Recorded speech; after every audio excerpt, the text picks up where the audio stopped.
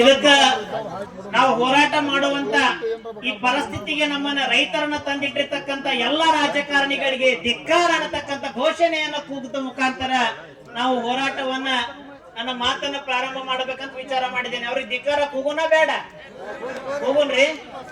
ರೈತರು ಬೀದಿಗಿಡಿಯುವುದಕ್ಕೆ ಕಾರಣೀಕರ್ತರಾಗಿರ್ತಕ್ಕಂತ ರಾಜಕಾರಣಿಗಳಿಗೆ, ರೈತರು ಬೀದಿಗಿಡಿಯುವುದಕ್ಕೆ ಕಾರಣೀಕರ್ತರಾಗಿರ್ತಕ್ಕಂತ ರಾಜಕಾರಣಿಗಳಿಗೆ ಇಂಥ ದುರ್ದೈವದ ಇದು ಕೆಟ್ಟ ಶಾಪದ ಬದುಕು ಅವ್ರದ್ದು. ಯಾಕಂತಂದ್ರ ಏನು ನಾವು ದೊಡ್ಡದ ಬೇಡಿಕೆಯನ್ನು ಕೇಳಕತ್ತಿಲ್ಲ. ನೀವು ಕುಂದ್ರುವಂತ ಮೇಲ್ಮನೆ ಏನು ಸಾವಿರಾರು ಕೋಟಿ ರೂಪಾಯಿ ಖರ್ಚು ಮಾಡಿ ಕಟ್ಟಿಸ್ಕೊಂಡು ಕುಂದ್ರಾಕತ್ತಿರಲ್ಲ, ಅಂತದೊಂದು ಟೆಂಟ್ ಹಾಕಿಸ್ಕೊಡ್ರಿ ಅಂತ ಕೇಳಕತ್ತೀರನ? ಇಲ್ಲಲ್ಲ.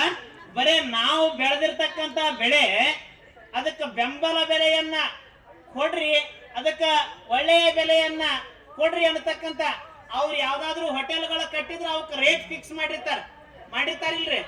ಅಚಾನಕ್ ನೀವ ಬೆಂಗಳೂರಿಗೆ ಹೋಗಿ ಹೋರಾಟ ಮಾಡ್ಬೇಕಂತಂದ್ರೆ ಉಳಿಬೇಕಂದ್ರೆ ಎಲ್ಲಿ ಉಳಿತೀರಿ ನೀವು? ಒಂದ್ ರೂಮ್ ಯಾವ್ದೋ ಒಂದ್ ಬಾಡಿಗೆ ತಗೋತೀರಿ. ಆ ಬಾಡಿಗೆ ರೂಮಿಗೆ ಒಂದು ಬೆಲೆ ಹೆಚ್ಚಿರ್ತಾರ ಅವ್ರು. 1500, 2000, 3000 ಬೆಲೆ ಹೆಚ್ಚಿರ್ತಾರಿಲ್ರಿ. ಇಲ್ಲಿ ನೀವು ಬೆಳೆದಿರ್ತಕ್ಕಂತ ಬೆಲೆಗೆ ನೀವು ಬೆಲೆ ಕಟ್ಟಂಗಿಲ್ಲ, ಯಾರೋ ಕಟ್ಟಬೇಕು. ಅದಕ್ಕೆ ಅವ್ ಎಲ್ಲೋ ಕುಂತ ಕಟ್ತಾನ. ಅವು ಕಟ್ಟುವಂತ ಜಾಗ ಯಾವ್ದು? ನೀವು ಬೆಳೆದಿರ್ತಕ್ಕಂತ ಬೆಳೆ ಬಿಸಿಲಾಗ ನಿಂತು ಮಳೆಯಾಗ ತೋಸ್ಕೊಂಡ ಬಿಸಿಲಿನೊಳಗ ಬೆಂದ ಕಾಸ ನೀವು ಬೆಳೆದ್ರ ಅಲ್ಲಿ AC ರೂಮ್ ನಾಗ ಕುಂತ ರೇಟ್ ಫಿಕ್ಸ್ ಮಾಡ್ತಾರ. ಆ ಬೆಳೆಗೆ ನಾವು ಬೆಲೆಗೆ ನಾವು ಬೆಳೆಯನ್ನು ಮಾರ್ಬೇಕಾ ಮಾರಂಗಿಲ್ರ? ಅವ್ರು ಹೇಳಿದ್ದಕ್ಕ ಮಾರ್ಬೇಕಲ್ಲ ನಾವು. ಅದಕ್ಕ ಇಂತ ಒಂದ ಅಂತಲ್ಲ, ಇವತ್ತು ಬೆಳೆ ಪರಿಹಾರ ನಿಧಿ ಎಷ್ಟು ವರ್ಷ ಆತ್ ಬರ್ದಾರೆ, ಬೆಳೆ ಪರಿಹಾರ ನಿಧಿ ಅಂತೇಳಿ ಕೊಡ್ತೇವೆ ಅಂತೇಳಿ ಹೇಳ್ತಾರ.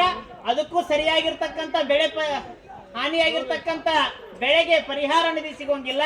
ಇಂಥವುಗಳನ್ನೆಲ್ಲಾ ನೋಡಿದ್ರ ಮತ್ತಿನ್ನ ಹೋರಾಟಕ್ಕೆ ಕುಂದ್ರಕ್ಕಿಂತ ಮೊದಲನ ಹೇಳ್ರಿ ಸಾಕಿನ್ನ ಬಂದವರು ರಾಯಭಾರಿಗಳು ಅವ್ರ ಕೈಯಾಗ ಕೊಟ್ಟ ಕಾಸ ಮುಗಿಸಿ ಬಿಡ್ರಿ. ಮುಗಿಸಾಕ ಇದು ಮುಗಿಯುವಂತ ಕೆಲಸ ಅಲ್ಲ, ಇದು ಒಂದ ದಿನದಲ್ಲ. ಯಾಕಂತಂದ್ರ ಇಡೀ 84 ಲಕ್ಷ ಜೀವರಾಶಿಗಳಿಗೆ ಅನ್ನ ಹಾಕುವಂತವ ಯಾರಾದ್ರೂ ಇದ್ರ ಅದ ರೈತರನ್ನ ಬಿಟ್ರೆ ಯಾರು ಹಾಕಾಕತ್ತಿಲ್ಲ. ಯಾರು ಹಾಕತ್ತಾರೇನ್ರಿ?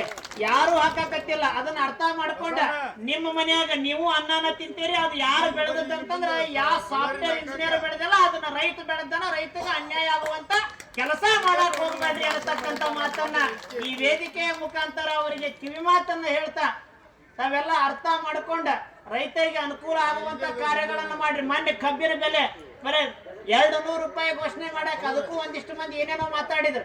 ಅಷ್ಟಕ್ಕೆ ಎಷ್ಟೋ ದಿನಗಳ ಹೋರಾಟ ನಡೆದು, ಬೀದಿಗಳ ಹೋರಾಟ ನಡೆದು, ಅವ್ರೇನು ಹೋರಾಟ ಮಾಡಕ್ ಯಾವ ಪಾರ್ಟಿ ಫಂಡ್ ಬಂದಿಲ್ಲ. ರೈತರನ್ನ ತಮ್ಮ ಕಿಸೆದಾಗಿನ ರೊಕ್ಕ ಖರ್ಚು ಮಾಡಿ ಹೋರಾಟ ಮಾಡ್ಯಾರ ಇಲ್ರಿ? ಮಾಡ್ಯಾರಲ್ಲ.